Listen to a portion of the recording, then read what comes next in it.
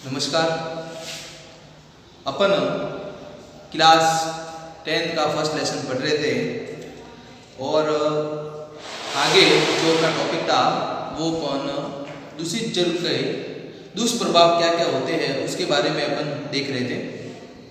तो मित्रों, दूषित जल के दुष्प्रभाव यानी कि अपन ने दूषित जल का प्रयोग किया तो क्या क्या उसके अपने ऊपर बैड इफेक्ट पड़ेंगे उसके बारे में अपन देखते हैं ना। तो मित्रों, दूषित जल में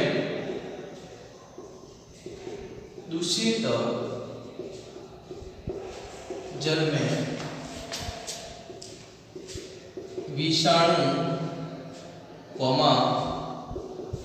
जीवाणु प्रोटोजोआ व कृमि पाए जाते हैं, है ना। दूषित जल के अंदर यदि आप दूषित जल का सेवन करते हो तो विषाणु भी हो सकते हैं, जीवाणु भी हो सकते हैं, प्रोटोजोआ भी हो सकते हैं, कृमि यानी कीड़े भी हो सकते हैं उसमें ना। फिर आगे देखते हैं कि इनसे जो रोग होते हैं उनके बारे में चर्चा 2 साल प्रीवियस ईयर के पेपर में इससे संबंधित एक प्रश्न भी आया था। तो दूषित जल के सेवन से या प्रयोग करने से वायरल संक्रमण होता है ना। तो प्रश्न आया था कि वायरल संक्रमण से होने वाले किन्हीं 2 रोगों के नाम लिखिए, इस प्रकार से प्रश्न आया था। तो वायरल संक्रमण से कौन कौन से रोग होते हैं वो देखेंगे। तो पहला रोग होता है हेपेटाइटिस,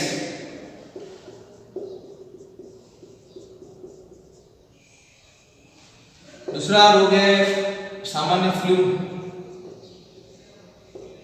तीसरा जो रोग है इसके अंदर टाइफाइड,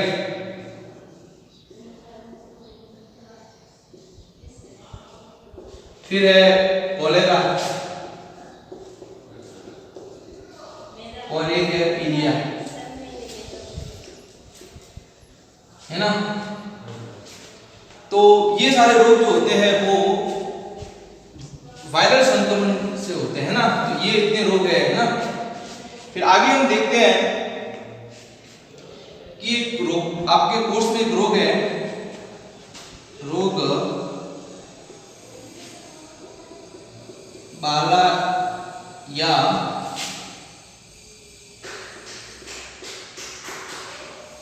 नारू रोग, है ना। इस रोग का जो रोग जनक है वो है ड्रैगनकुलस मेडिनेंसिस। फिर इसका जो परपोषी अर्थात ये कहां से पोषण प्राप्त करता है, वो पोषण ये प्राप्त करता है मनुष्य से, है ना। अब कैसे है कि इसमें क्या होता है कि जो इसकी मादा होती है वो दूषित जल में अंडे देती है और दूषित जल का यदि मानव प्रयोग करता है तो वो प्रयोग करने से वो दूषित जल शरीर में चल जाता है और मांसपेशियों में है वो वापिस इसका जो कीड़ा होता है वो मांसपेशियों से फिर अपने शरीर के अंदर है वो पोषण प्राप्त करता है ना। तो परपोषी है वो इसका क्या है, मनुष्य, है ना। फिर इसके उन्मूलन यानी कि इसकी रोकथाम के लिए जो कार्यक्रम सरकार ने पहला चलाया था वो सन 2000 में चलाया था, है ना। तो नारू रोग उन्मूलन कार्यक्रम ये चलाया था सन 2000 में।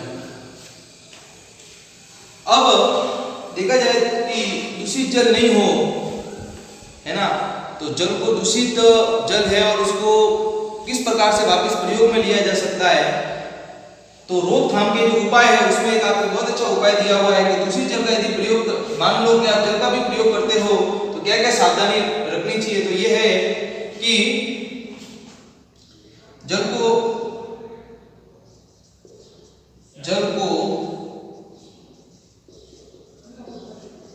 छान लेना चाहिए, कॉमा उबालकर, छानकर उबालकर व उसे ठंडा करके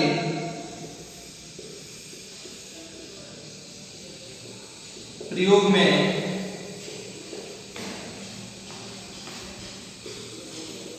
लेना चाहिए, है ना। ये सारी बातों का ध्यान रखना चाहिए ना। आपको पूछ सकते हैं कि दूषित जल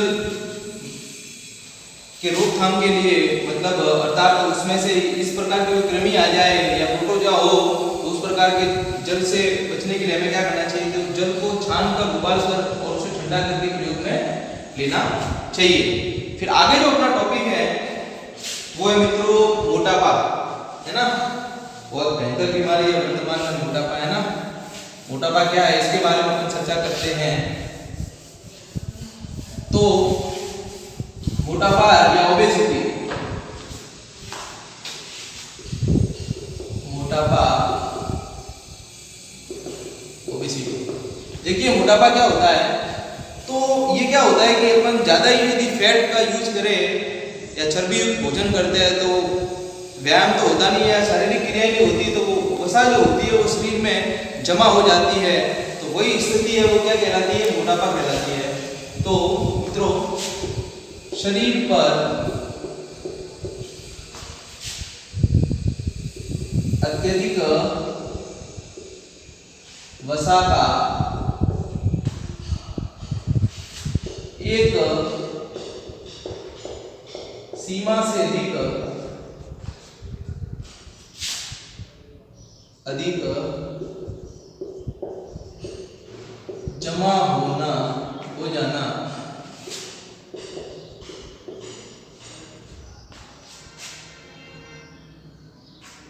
मोटापा कहलाता है।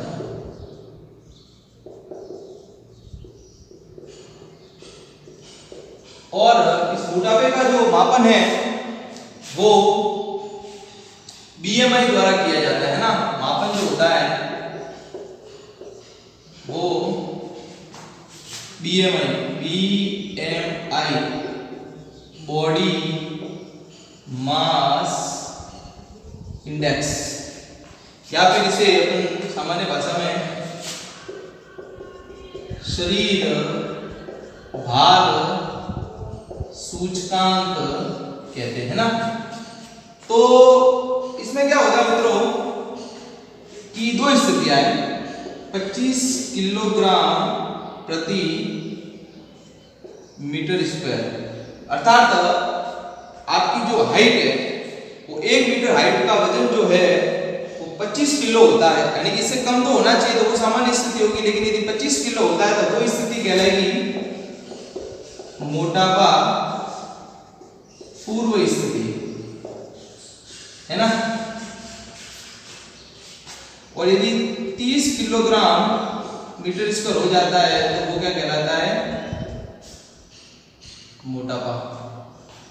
ये आपका मोटापा है। तो मोटापा से संबंधित जो रोग होते हैं तो मित्रों तो इससे कई प्रकार के रोग होते हैं। तो सबसे पहले देखते हैं हृदय रोग हो सकता है, दूसरा आपके मधुमेह डायबिटीज,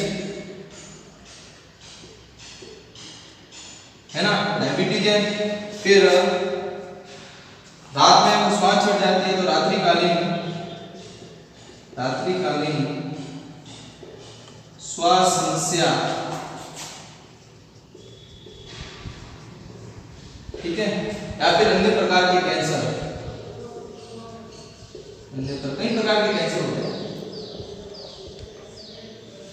है ना। तो ये सारी स्थितियां हैं, ये रोग हो सकते हैं। अब आगे बढ़ पढ़ते हैं कि किन कारणों से जो है वो मोटापा होता है ना, किन कारणों से मोटापा होता है। तो सबसे पहले जो इसका मुख्य जो कारण है तो वो ये है कि ऊर्जा के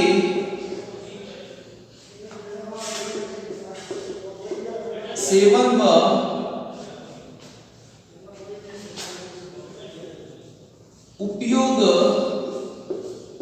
के बीच में अनियमितता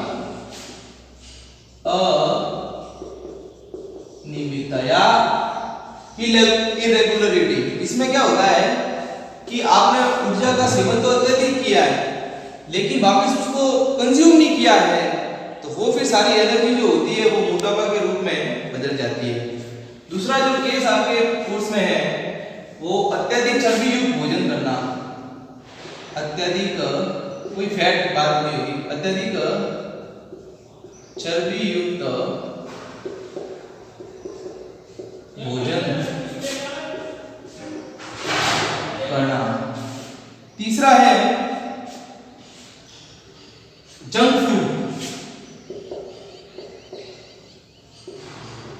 व कृत्रिम भोजन। ठीक है, जंक फूड वही जो मतलब यूं कह सकते हैं कि ऐसे फूड, ऐसा भोजन जो गरिष्ठ भोजन होता है, अपन अपना शरीर से नहीं पचा सकता, या फिर उस भोजन को प्रयुक्त ये कह सकते हैं कि सारे जितने भी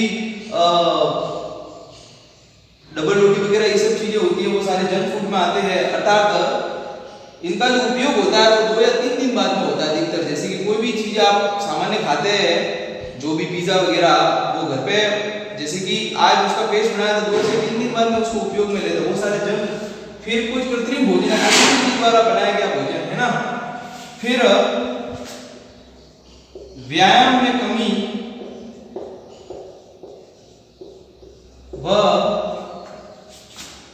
स्थिर जीवन यापन। स्थिर